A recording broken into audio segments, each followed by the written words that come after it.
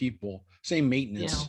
same arrangement, forest lawn and Well, the local cemetery is well maintained. oh yeah. Eternal Valley is very well maintained, and it's Right. owned by the same people that own Eden, by the way. So everybody knows Dignity. Dignity? Dignity owns Pierce Brothers. Right. It owns Eden. It owns Friendly Valley. So we got on this subject because I do have to depart early unfortunately for a funeral today as well, because we had a problem. We had a holdup of and again, everything is somewhat COVID related, but I also think it had to do with the holiday, because on Sunday, the cemeteries were actually closed for the Chag. So wishing everybody a happy Passover, Chag Sameach. We do have some people that aren't unfortunately with us today, but we had a lot of people with us for Passover. We had a good time.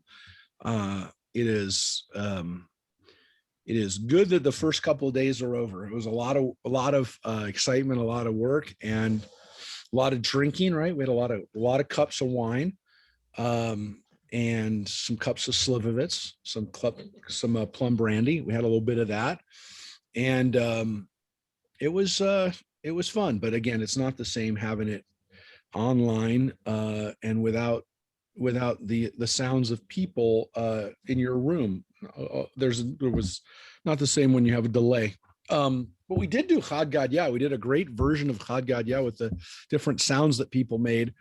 And that actually worked, believe it or not. We had a Chad Gadya where we had the Steins in Colorado. We had other people out at Antelope Valley. We had people all over the place doing Chad Gadya. And it actually, because you're not singing at the same time, it actually worked. So there were things that we were able to do, and we got down.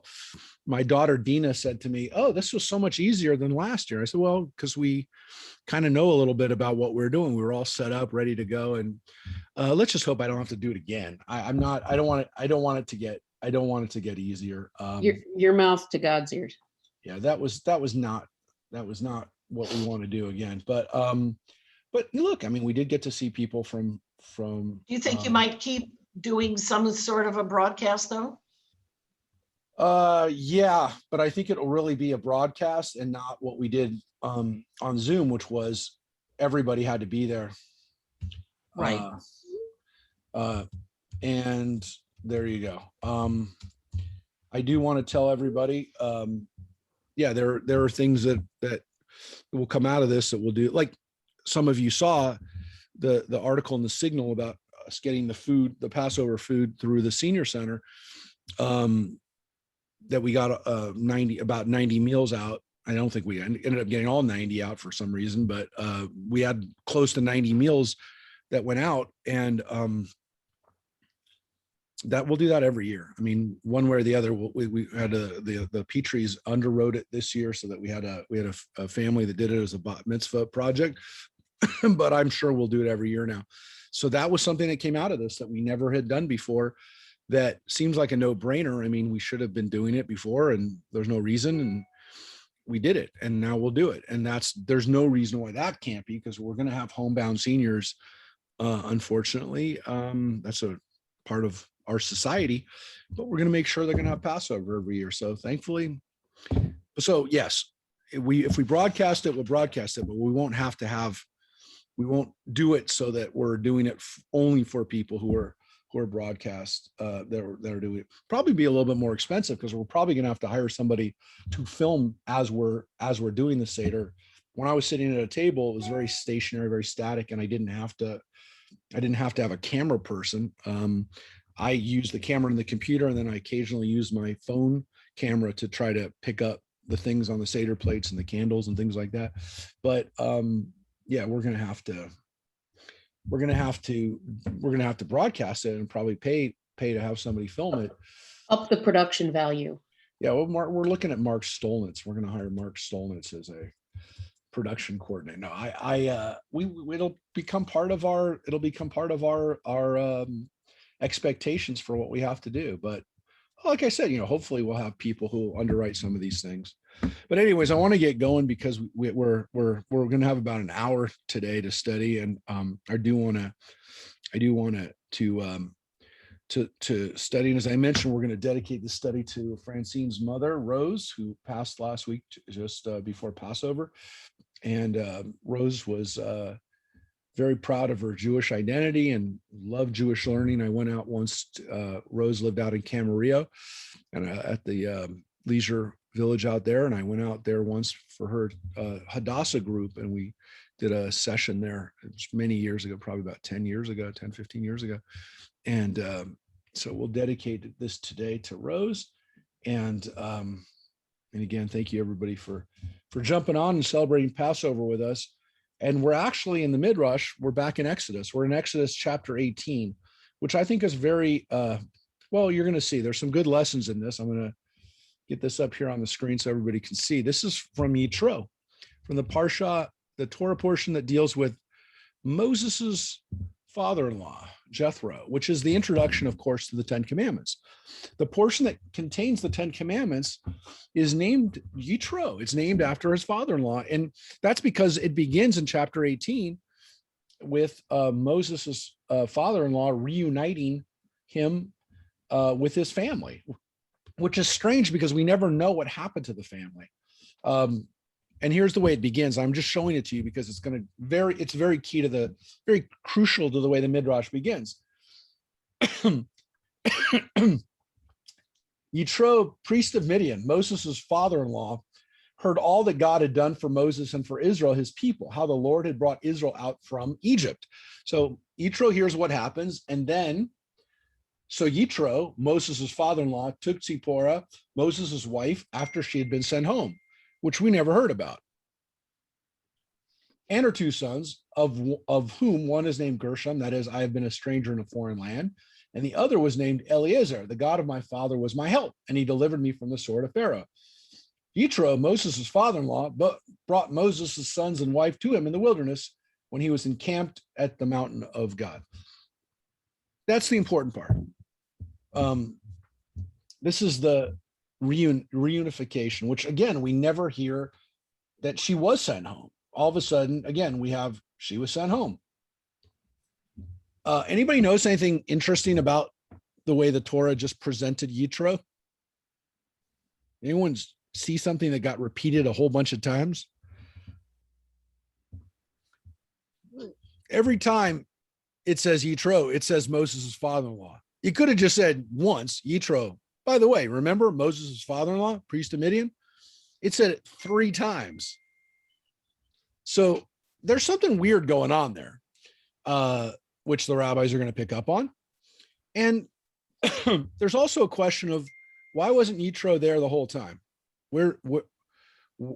Maybe Jethro should have been there the whole time. Why is the family not there? All these questions are kind of here in the text. So here we go. Judith, would you care to read for us today? It would be my pleasure. Before we start, did I miss when we read about Zipporah and the boys and that weird thing? You did miss that. You missed the bridegroom of blood. Yes. Yes. The Midrash was actually remarkably not helpful with explaining that, because it really says that either angels attacked Moses or Moses was attacked, because of his not circumcising his son. There's various things that are going on there that the Torah could have elaborated, the Midrash could have elaborated, because the Torah is very vague about those 4 verses. Midrash doesn't help us a lot. You'd think that there would be more. It's almost like the rabbis who wrote the Midrash on that section also weren't really sure and felt uncomfortable about it. And were like, there's something weird here. That don't ask, don't tell. We don't want to unwrap this. And so it is I think it's remarkably silent really on that scene, which is very weird. It's a very supernatural, very mystical. They don't want to touch it. And they don't really touch Moses's family much at all.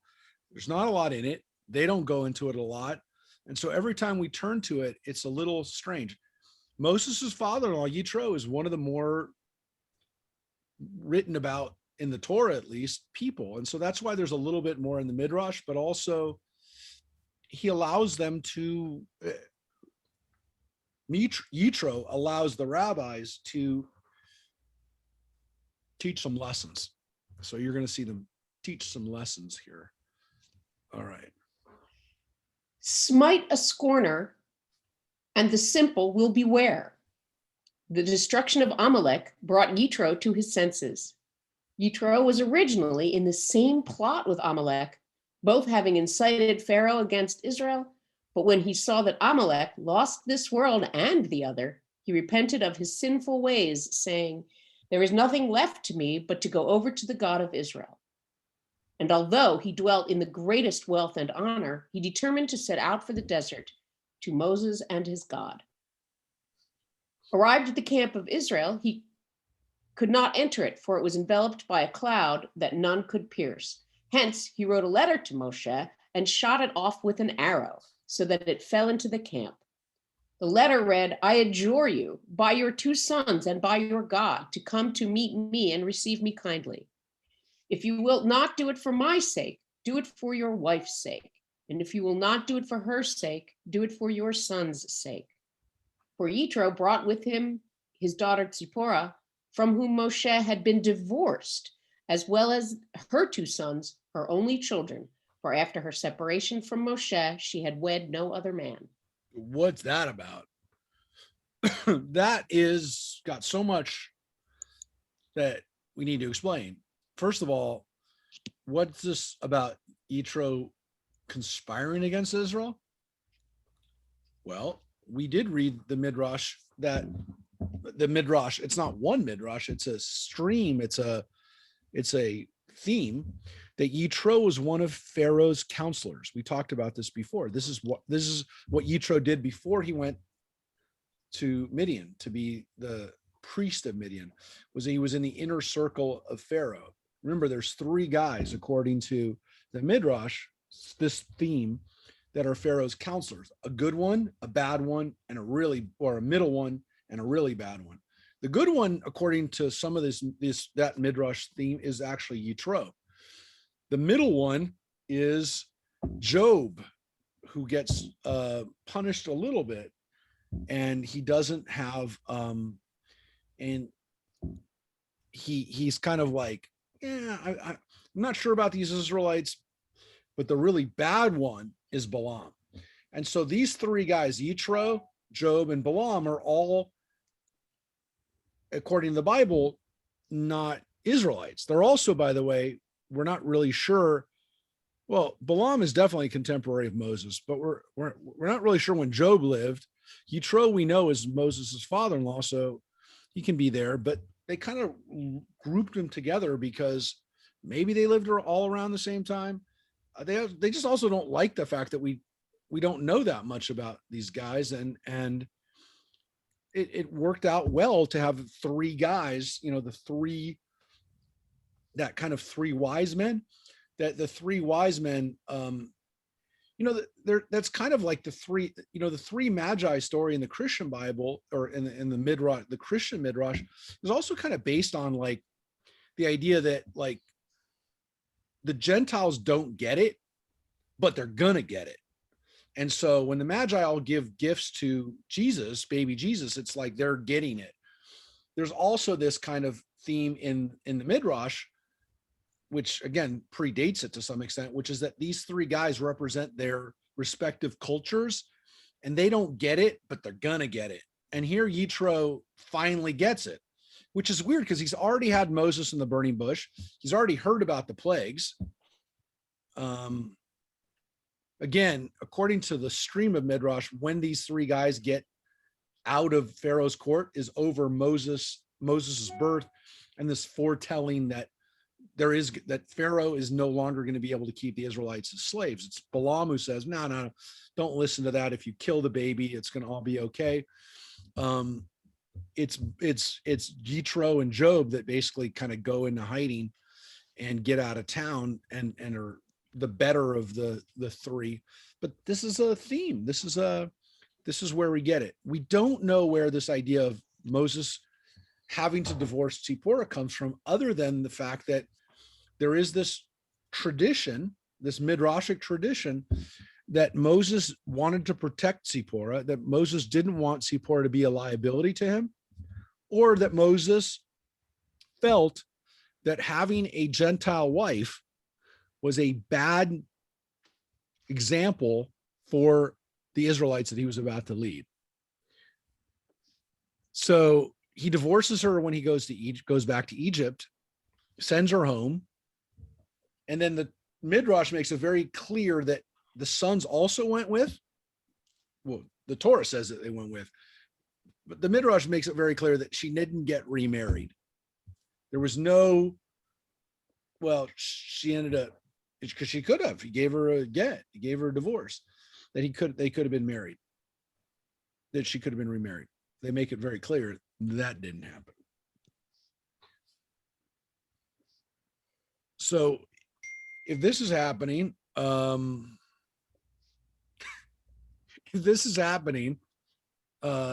Yitro comes to be reunited, the Torah actually specifically says that Yitro sent a message. He sent word to Moses, I, your father-in-law Yitro, am coming to you with your wife and her two sons, and her two sons, by the way, and her two sons, not your two sons, and her two sons. So the rabbis pick up on this too. They say, well, why couldn't he just go and see Moses? So here they have, well, the cloud was there and people couldn't go through the cloud of God. They added that he shot a letter, because people couldn't go out and back and forth. So if he shoots the arrow through, then the arrow could get through. The Torah seems to be that he had to ask permission to come to Moses. Well, that makes sense. They went a little further, which is that he couldn't even find Moses. He couldn't come close to the Israelites. So all of this is weird, but the rabbis are picking up on the language itself. They're picking up on what the Torah says or doesn't say. And here again is the Midrash that Yitro finally comes to his senses. And this phrase that they use, smite a scorner and the simple will beware, it's like it's not in the Bible, but it's like a line, it's like one of those lines, those really powerful lines, those lessons. If you hit somebody who needs to get punished, not only do the people who are going to be scared, who should be scared, will get scared, but like people who are too stupid to even understand what's really going on, they don't realize what's happening until somebody gets actually slapped. When the person's getting punished, maybe they see it, maybe they don't, unless there's like violence. And Amalek scene we just read was violent. And now Yitro finally wakes up. It's very strange because we never get any indication that Yitro doesn't get it. From the moment that Moses tells his father-in-law he's going back, Yitro seems to be supportive. But over and over again, the weird language in the Torah is every time it says Moses' father-in-law, why is it doing that? Why is it telling us over and over again that Yitro is Moses' father-in-law? So it's a little sketchy. They're picking up on this. So here's Moses' response. At first, Moses was inclined to give no ear to this letter. But God said to him, I, through whose word the world came into being, I bring men to me and do not thrust them back. I permitted Yitro to approach me and did not push him from me. So do you too receive this man who desires to put himself under the wings of the Shekhinah. Let him approach and do not repulse him. God herewith taught Moshe that one should repulse with the left hand and beckon with the right. Look, I mean, this is again all based on the idea that somehow Yitro, there's something wrong with Yitro to begin with. We don't know that there is, but the rabbis seem to think that there is something a little off with Yitro. And again, according to this, Moses wasn't going to let him in until God said, look, I can let people in. I can take people back. You should take him back. You should receive him, right? You should let him come, which of course is like not just Yitro, it's anybody who's in that kind of situation. And what they're really making a statement about here is converts. Because when they're talking about someone coming under the wings of the Shekhinah, they're talking about somebody who is going to attach themselves to the Jewish people, to Jewish religion, to God. And God says, look, I let people come to me. You let people come to me, which again is a message to the rabbis. You got to let people come. Now, you don't go crazy, right? You hold them back with one hand and bring them close with the other. So you're supposed to have this kind of weird, mixed message you're supposed to send people. I'm not very into the mixed message part. I'm not sure why we have to repulse somebody, but the rabbis felt honestly that it would kind of wean out people who were not serious about it. That if you were too welcoming, you'd get people who really didn't, who weren't serious about it, right? That you needed to kind of, there's that rabbinic teaching, you're supposed to turn people away 3 times before you accept them as a convert. And it's kind of that putting them off while at the same time letting them in. Look, it's a difficult thing, by the way. I mean, there's something to be said for making sure that people are serious about it. And I think for me, there's a very interesting balance that I take, which is you want to check in with people. You want to make sure they're doing good on their journey in their Jewish journey. But at the same time, there is this certain thing of like, well, they got to do the work themselves. You can't do the work for them. And if you do, then they're probably, it's not going to be as meaningful for them. So I get what they're coming from, but I don't like not return phone calls or not, or tell people, really, it's not a good time for you to go on this journey right now. I definitely could have said that over the last year, and I haven't. I mean, I had somebody who emailed me yesterday, 2 days ago during the holiday. So look, the rabbis felt serious about it, but they wanted to make sure that people were serious about it. So Yitro is, to some extent, we're not saying he's converting now, but you'll see the Midrash. Here we go. Moshe, Aaron, Nadav, and Avihu, together with the 70 elders of Israel, carrying with them the sacred ark, hastened to welcome Yitro kindly. And Moshe so honored his father-in-law as to make an obeisance before him and kiss him. Before Moshe told his father-in-law of the great miracles God had wrought for Egypt, such as the exodus from Egypt, the cleaving of the sea, the rain of manna, and the rest, he offered him the greeting of peace. For great is peace that precedes even he praise of what? That precedes event he praise of God? That's typo. After the peace greeting, Moshe, to draw his father-in-law nearer to it should say that precedes even the praise of God. Even the praise of God. So before you say to somebody, God is great, whatever, you're supposed to say Shalom Aleichem. You're supposed to say have peace before you start talking about God. After the peace greeting, Moshe, to draw his father-in-law nearer to true faith in God and his revelation, began to relate to him the miracles that God had wrought for them in the exodus from Egypt, during the passing through the Red Sea, and during the war with Amalek. He said, moreover, in the manna that God gives us, we perceive the taste of bread, of meat, of fish, in short, of all the dishes there are. Out of the well that God gives us, we draw a drink that possesses the taste of old wine, as well as new, of milk and of honey, in short, of all the beverages that exist. Even Coke Zero. Yeah. Didn't, not yet, but will. We shall, Moshe continued, receive 6 other gifts from God: the land of Israel, the future world, the new world, the sovereignty of David, the institution of priests and of Levites. Yeah. Well, that's all really good stuff, obviously. We talked about manna already, which the manna tasted like anything that you wanted. What you didn't know was that the water of Miriam's well, or the water of the well, it doesn't say Miriam's well, but tradition is this is Miriam's well, also had amazing tastes. It wasn't just the food that tasted great. or tasted like anything you wanted, the drink did too. So the great thing about this is that you have these great food and beverages that come out. And as I said, it's like the food delivery system aboard Star Trek, about on board the Enterprise, where you just would go up and ask for whatever it tasted like. Earl Grey hop would be the drink that you would maybe ask for if you were Captain Picard.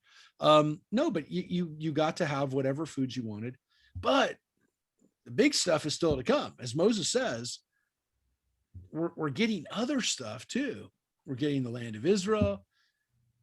And here's the interesting thing here too. If you look at it very carefully, we talk about this a lot, but this is a really good illustration of it. When the rabbis talk about what things were in store for us or in store for us, there is a difference between the Olam Haba and the new world. The future world, to some extent, is the world of where we go when we die. But the new world is the world that exists in the Messianic era. So there's two heavens, if you will. There's the heaven that you go to when you die now, right? If you're good and whatever, and you live a righteous life. But there's also going to be this world to come, which is a world in this world. That's a living world where people will have essentially like a heaven on earth. And that's why when you get by, again, this is going on at the same time as the Christian Bible, you have this kind of like, well, are they talking about like a new world order, or are they talking about what happens when you die?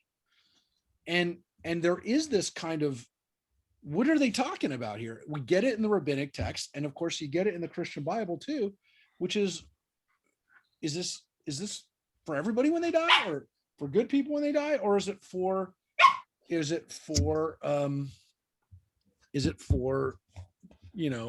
what we're trying to do here on earth by creating or getting rid of the Romans, or creating a new sovereignty of David? Is this what this is from? So we don't really know. There is at least the possibility that they are separate, that they're not the same, and that they are, at least at the time, there was a time when the rabbis saw this as, these are two different things.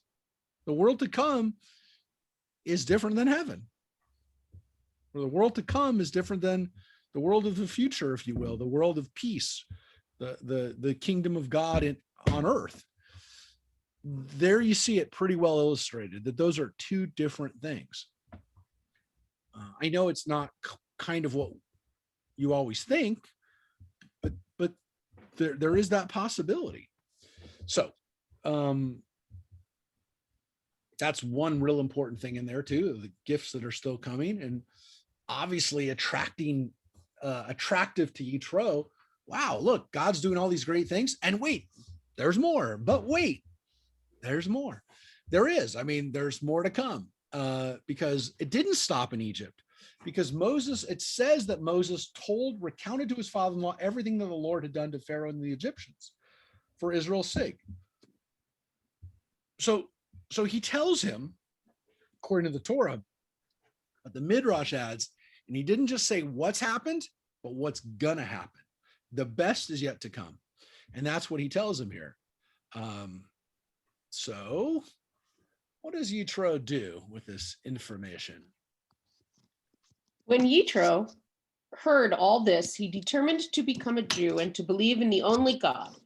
And although he felt a pang at heart upon hearing that the Egyptians had perished, for no one should scoff at a heathen before proselyte who is not a Jew of 10 generations standing, still he burst into a song of praise to God for the deeds he had won for his people.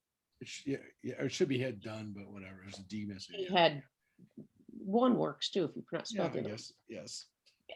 In truth, it reflects shame upon Moshe and the 60 myriads of Jews that they had not given thanks to God for the release from Egypt until Jethro came and did so. He said, "Praised be God who delivered Moshe and Aaron, as well as the whole nation of Israel, from the bondage of Pharaoh, that great dragon, and of the Egyptians. Truly great is the Lord before all gods, For whereas formerly not a single slave succeeded in escaping from Egypt, he led 60 myriads out of Egypt. There is no God whom I had not at some time in my life worshipped, but not, I must admit, that none is like the God of Israel. This God had not been unbeknown to me heretofore, but now I know him better, for his fame will sound throughout the world, because he visited upon the Egyptians exactly what they had planned to undertake against Israel. They wanted to destroy Israel by water, and by water were they destroyed.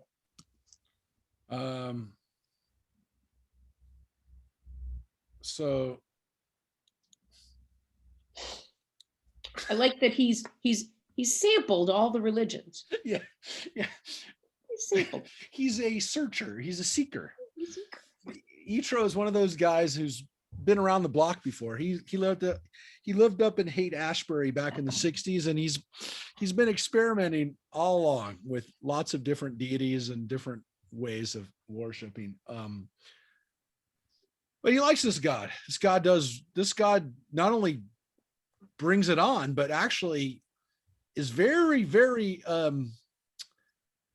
he's very I guess the word would be ironic. God likes to repay measure for measure. He's a just God. He likes to teach people lessons appropriately, if you will.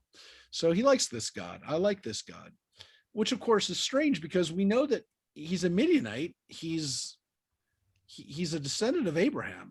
It shouldn't be that hard for him to wrap his head around this. But this idea that this is really, really the God, it makes him makes Jethro not quite as righteous as we normally take him. So again, the theme of the Midrash, as you can see, is maybe Jethro isn't as like wholesome and as righteous as we thought he was. He seems pretty righteous from the Torah. We don't really get anything negative about him at all. And yet the Midrash kind of paints him at best as being kind of oblivious, dilettante, or at worst, like really conspired against the Israelites at a time. So there's a lot of weird stuff about Jethro that is actually, of course, Jews projecting their fear of Gentiles on Jethro, who in many ways is the ultimate Gentile Jewish father-in-law, which is probably was not atypical. I mean, we know that Jewish intermarriage went on for centuries. We know that. I mean, we know it from the genetics. We know it from the stories. We know it. We know it. So how many times did it happen that a Jewish guy had a Gentile father-in-law who, wasn't so sure about the guy? The Jews are, they're projecting, the rabbis are projecting on this situation without question. They're reflecting their own experiences and their own feelings about this.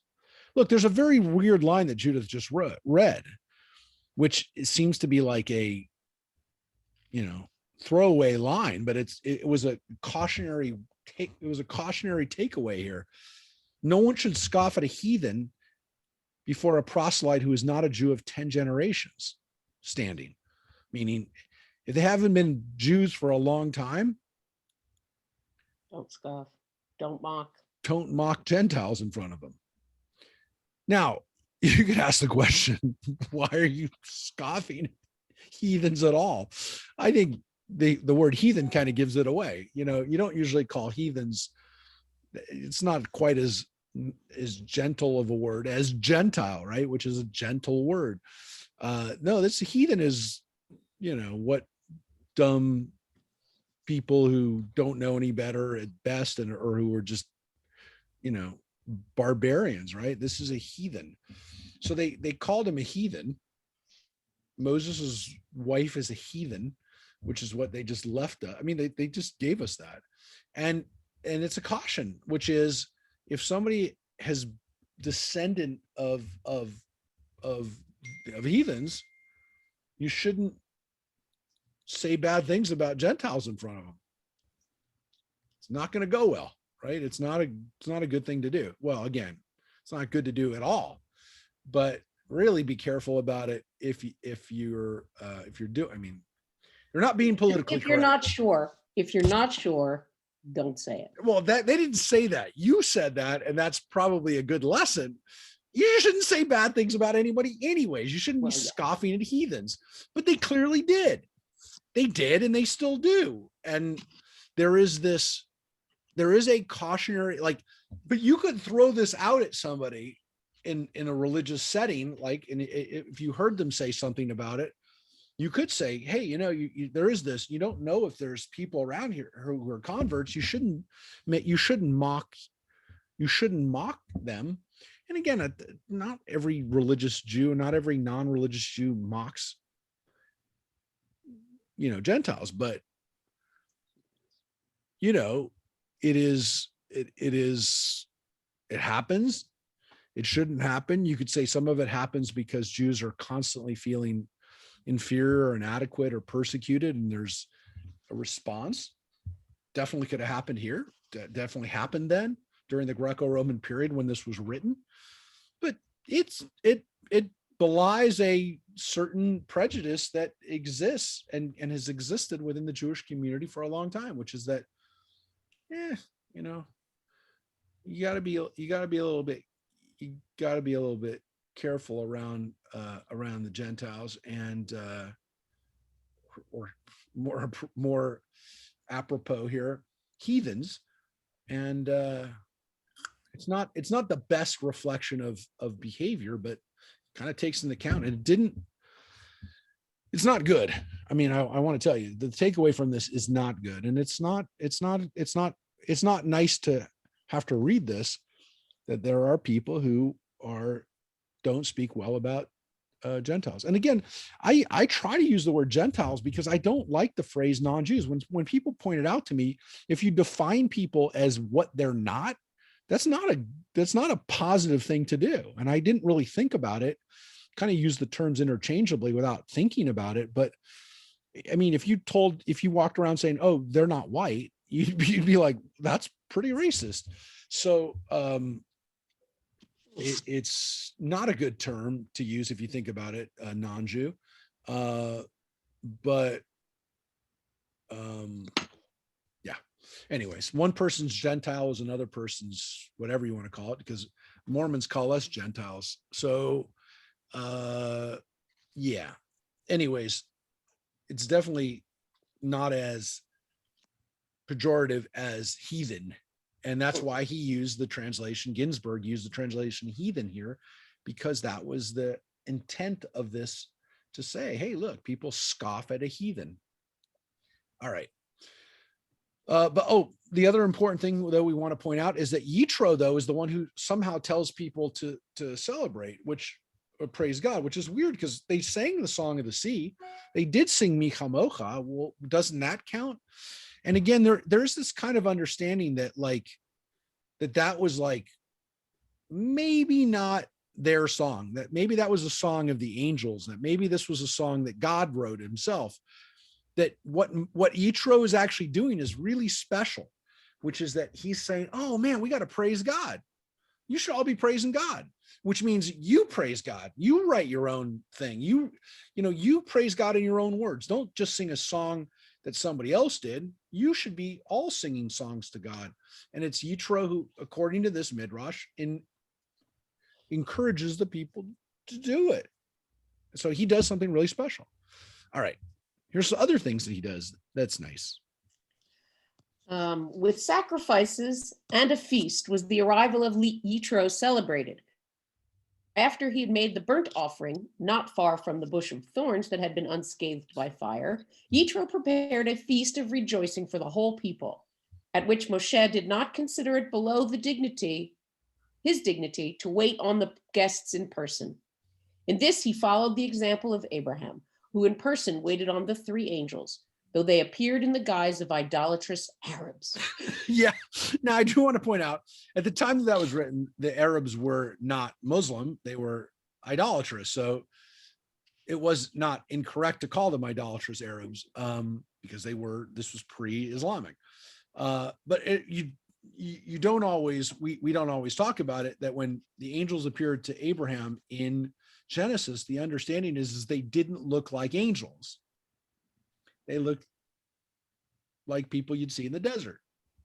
So Abraham, by going out to meet people that are heathens, is actually demonstrating the hospitality that's necessary to not even wait to see or assume that the people have to be Jewish in order to be treated with dignity or respect. Okay, so Moses waits on his father-in-law and takes care of him like their ancestor, because remember, it was the ancestor of the Midianites. He follows Abraham's example. And again, it reminds us that this is all happening at Mount Sinai, or in the area of Mount Sinai. Again, when Moses was tending Yittro's flock, he was in Mount Sinai, and now they're back at Mount Sinai. So Yitro they're in the region. The fact that Yitro would have Moses's family and been taking care of them, and if he had, that now they're in the area. Yeah, they're in the area. Moses has brought the people to Mount Sinai. They're about to get the 10 Commandments. And according to tradition, this is where Moses first encountered God, at the burning bush. So here they're at the burning bush area. And what does Moses do? He offers up a burnt offering by the original burnt bush. Kind of poetic. It's coming back, lighting a fire to God, where God appeared to you in the fire. Okay, it's a nice little motif in the Midrash that we don't get in the Torah. Okay, it's a nice thing. Remember when God did a little barbecue bush here? Now I'm going to do a barbecue for God. It's nice. Barbecue for God.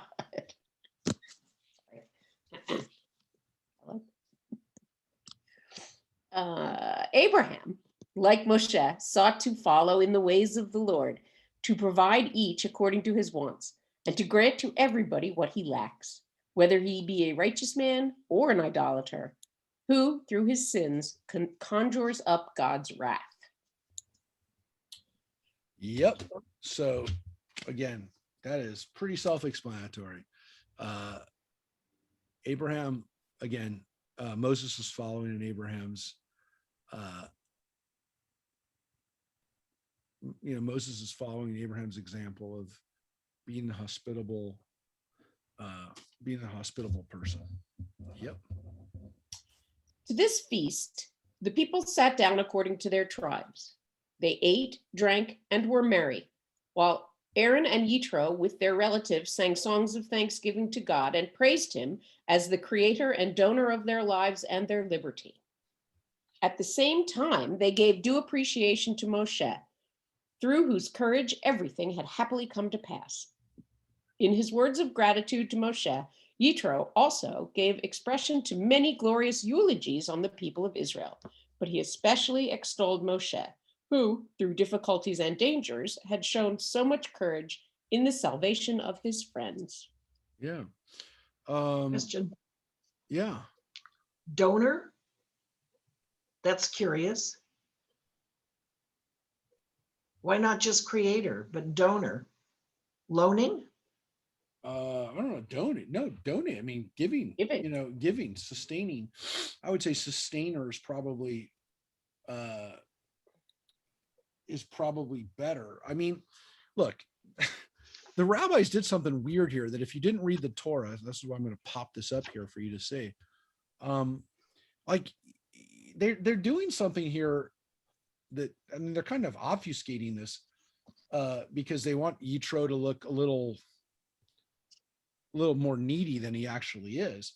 It says in the Torah that Yitro, Moses's father-in-law, and again it says Moses's father-in-law, over and over and over again it says Moses's father-in-law. Yitro, Moses' father-in-law, brought a burnt offering and sacrifices for God, and Aaron came with all the elders to partake of the meal before God with Moses' father-in-law. So I mean, that sentence alone has Moses' father, Choten Moshe, over and over again.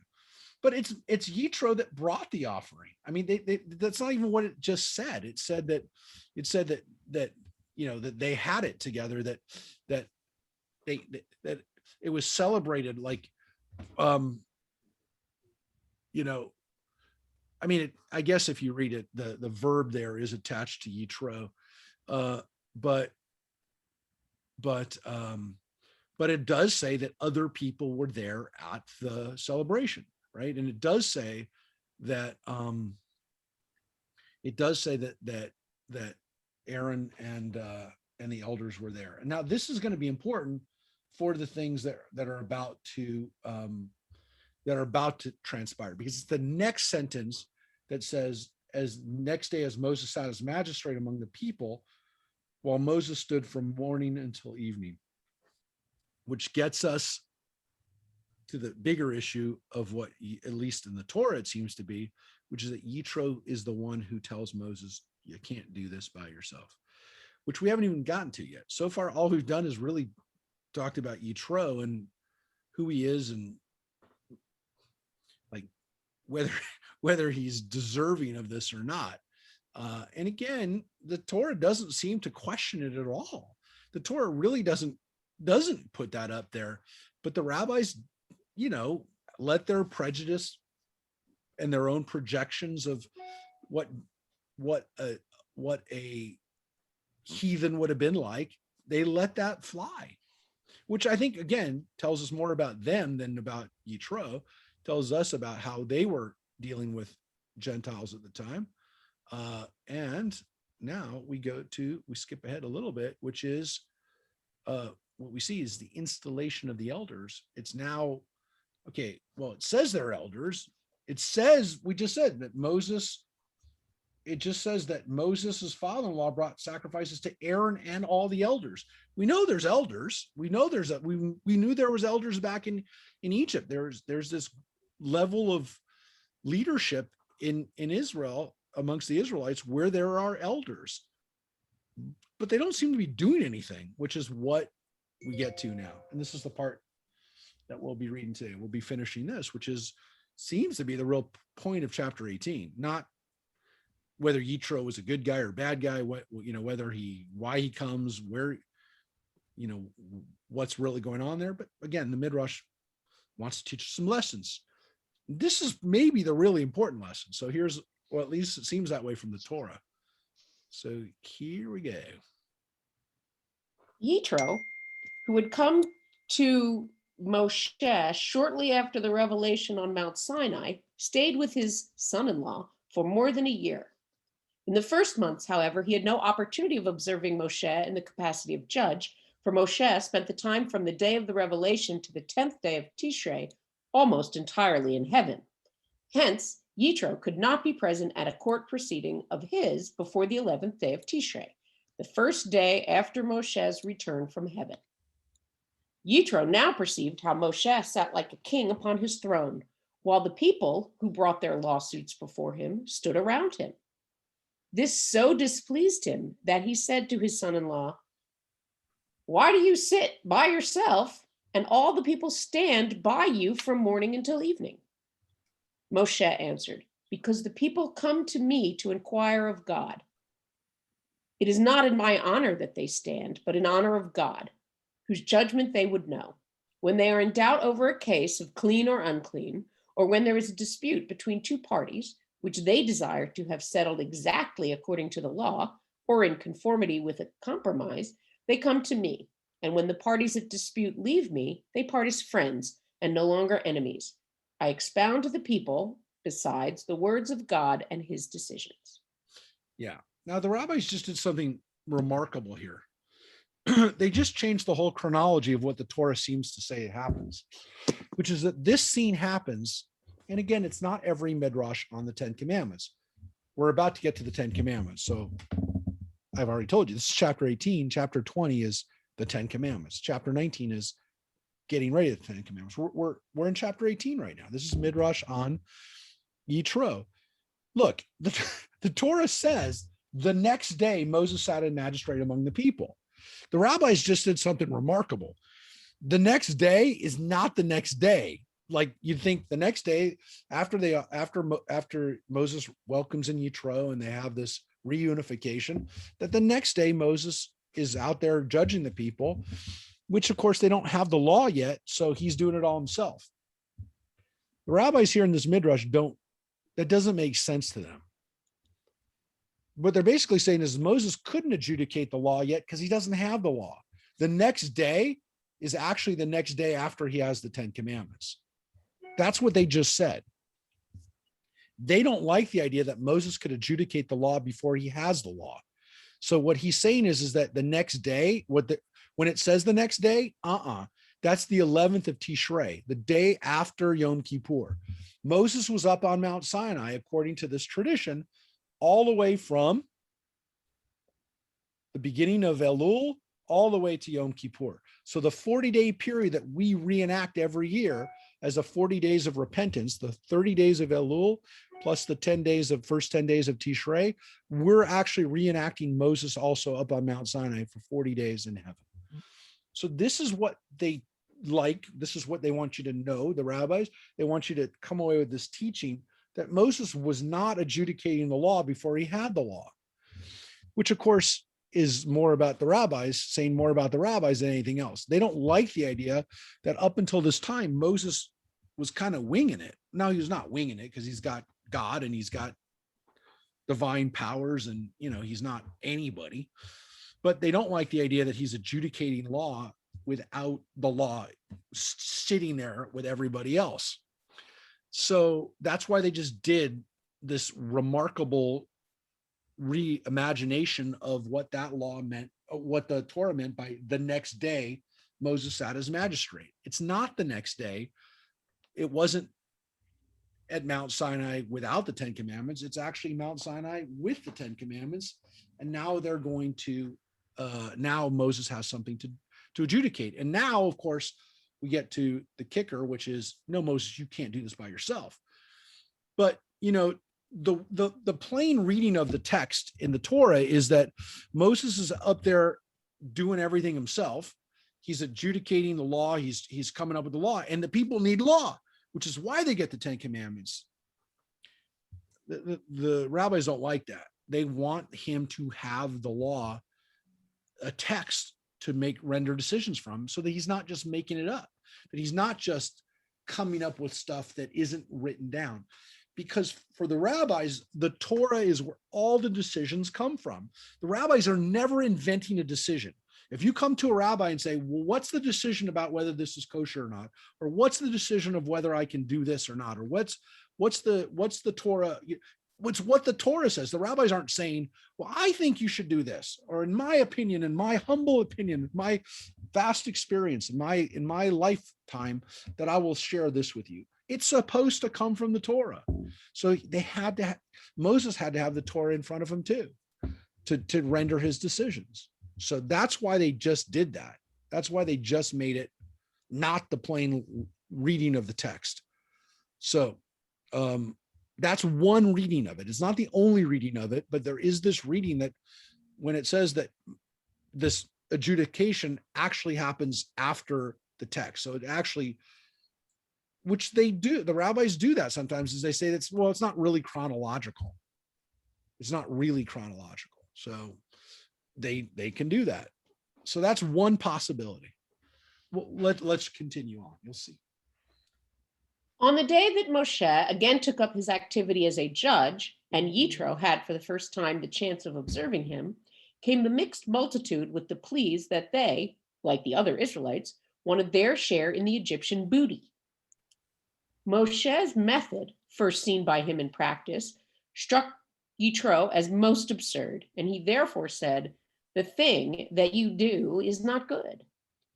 Through delicacy, softening his real opinion, "it is bad," to "it is not good," the people, he continued, will surely unbraid you and Aaron, his two sons, Nadav and Avihu, and the 70 elders, if you continue in this fashion. But if you hearken now to my voice, you will fare well, provided God approves of my plan. This is that you shall be the vessel of the revelations of God, and shall lay the revelations of God before the people as often as you receive them, so that they may understand the exposition of the Torah as well as its decisions.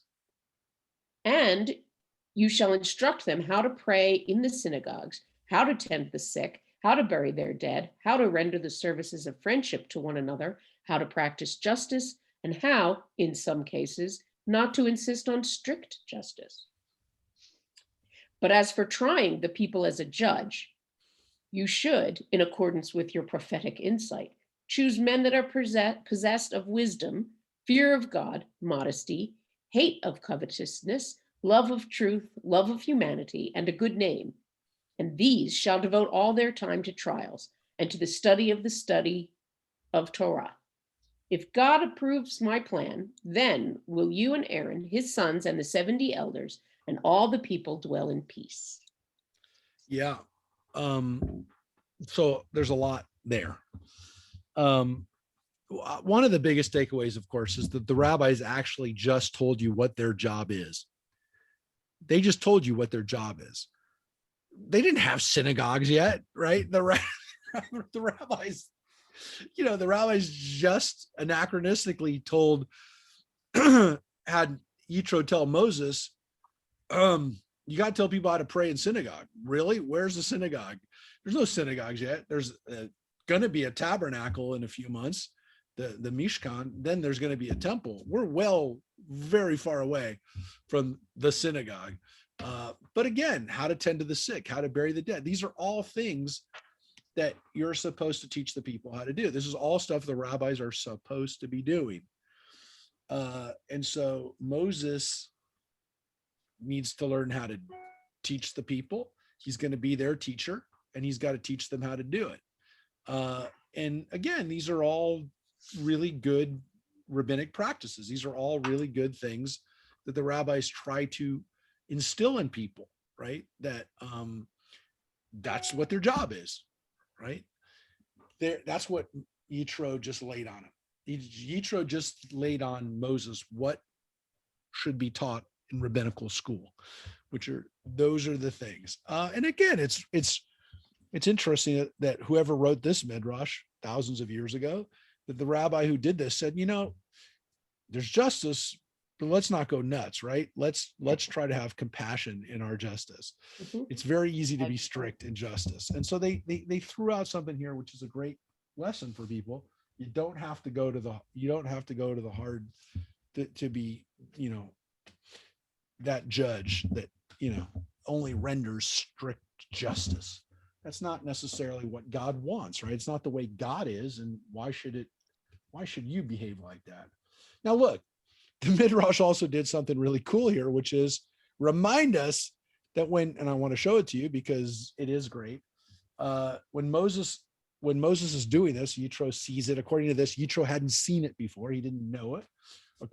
Again, could be because Moses doesn't have the 10 Commandments yet. It says, Moses replied to his father, it's because people come to me and inquire of God. When they have a dispute, it comes before me, and I decide between one person and another, and I make known the laws and teachings of God. So this presupposes, the Torah, that's the Torah that says that, that there's laws and teachings of God. And so the rabbis they have used that line to say that when he says that, he's talking about the Torah. He's not talking about nebulous laws and teaching of God. That it actually says the word Torah Tav, his Torah. There isn't another Torah, right? There's not like a Torah that he's just making up. So it's that Torah that Moses replied to, which means this scene takes place after the Torah has actually been given. Now, again, as the Midrash points out, Jethro does something very, very smart, right? Which is not just telling somebody you're an idiot, right? You're dumb. That's not good. He actually does phrase it. That is lo tov. That's not good, which is softer than saying it's bad. What you're doing is bad. There's a way to tell people they're not doing the right thing. And a nicer way to do it is to say, it's not good. It's not good. And it's not good for you, which is also a really smart thing to say too, which is when somebody's doing something and that's the way they do it, that they may like doing it like that. But if you point out to them, it's not good for you to do this. It's not only not good for the people. That Jethro knows that. but he doesn't lead with that. He leads with, it's not good for you and it's not good for the people. So he does something here, which is really a great lesson in how to counsel people and how to get through to them, which is keep it on them.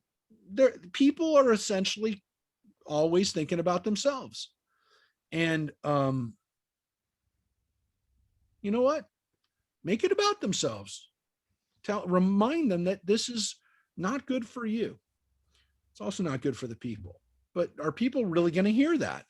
Maybe what they'll really hear is what it means to them, even Moses. So that's a really interesting thing the Midrash points out, which you may not have seen before, which is that the way Jethro does it, which is he's very, very smart in the way he points out to Moses. And again, you're talking to God's chosen messenger. And he's turning to him and he says, you can't do it like this. You can't work like this, Moses. You're going to burn yourself out, which is, my son-in-law is working too hard. So how does Moses respond to this?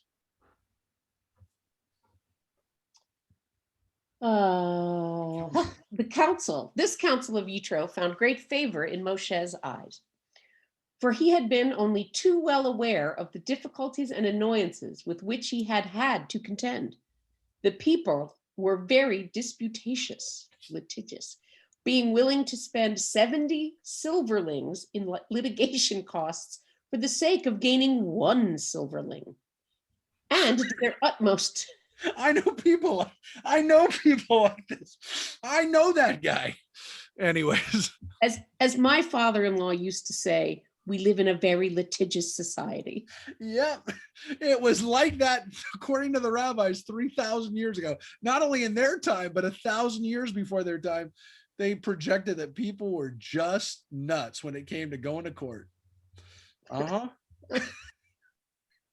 And they did their utmost to lengthen their disputes at law. When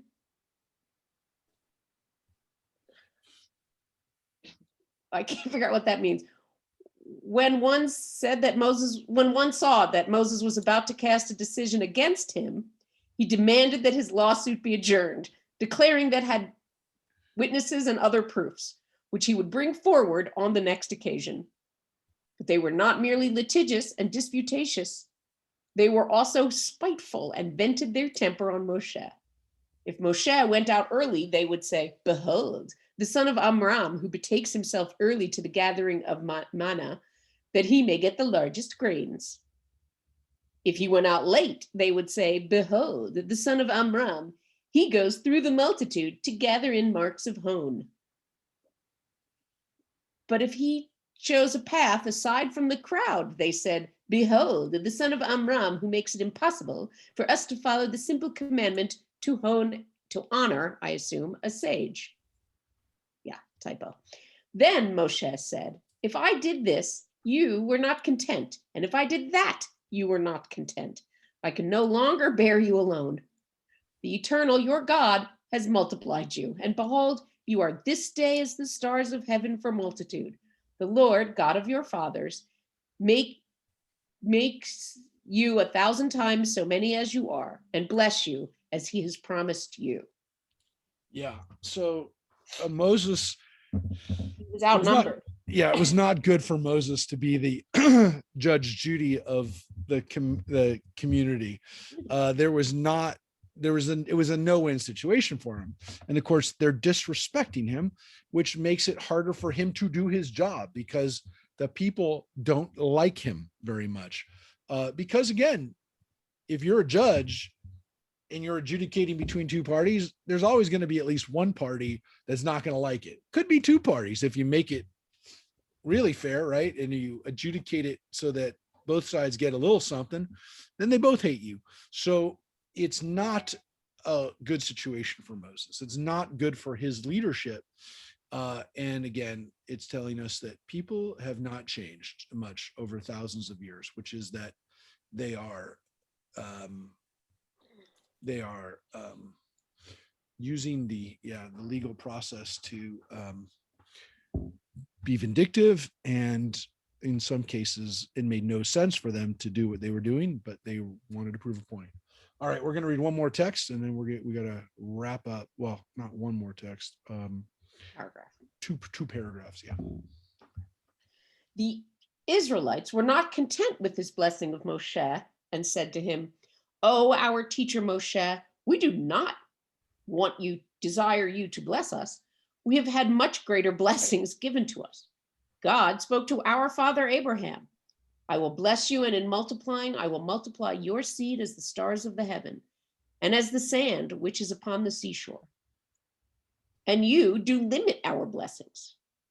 Moshe cried, "I am only a creature of flesh and blood, limited in my powers. Hence is my blessing limited. I give you my blessing, but the blessing of God remains preserved for you, and he will bless you unlimitedly and multiply you as the fish of the sea and the sands on the seashore, as the stars in the sky and the plants on the earth." Yep. Read one more paragraph. After he had bestowed his blessing upon them, he asked them to propose capable, pious men, that he might appoint them as judges and leaders over them. He said, "If a man were to present himself to me as a candidate for this position of honor, I alone should not be able to decide to what tribe he belonged and whence he came. But you know them, and hence it is advisable for you to propose them.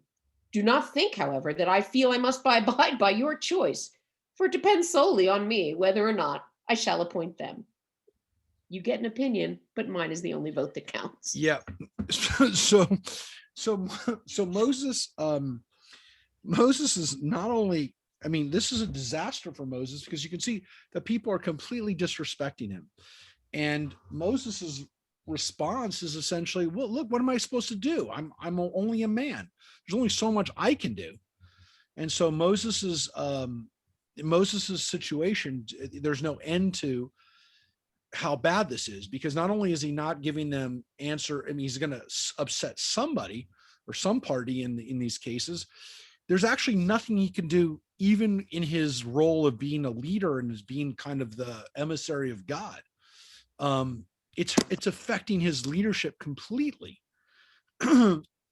So what he has to do is find these people. And that's actually what we're going to read about next week. We're going to read about the people that Moses installs, the elders and the leaders that are now going to adjudicate the laws for the people. And again, as you can see, we're almost done. We're almost done with this section, but the next section after Jethro is that we get to the 10 Commandments. So we're going to get to that soon, and you'll see why it's so important for Moses to find good leaders and to, it seems as though, prepare the people for their next step, which is either they have the 10 Commandments or they're about to get the 10 Commandments in this text. Again, it seems as though they're about to get the 10 Commandments, at least the way it follows chronologically in the Torah. But again, in the Midrash, the rabbis really, really go out of their way to make sure that you don't think that Moses is doing all this before he has the Torah. They really don't like the idea that Moses is adjudicating just kind of without the Torah. So, again, you can make the argument that's why the Torah is so important, which is that Moses shouldn't have to adjudicate without having a text to turn to and say, but it says right here, this. So I want to thank everybody, wish everybody a good Yontif, happy Passover, enjoy the matzah.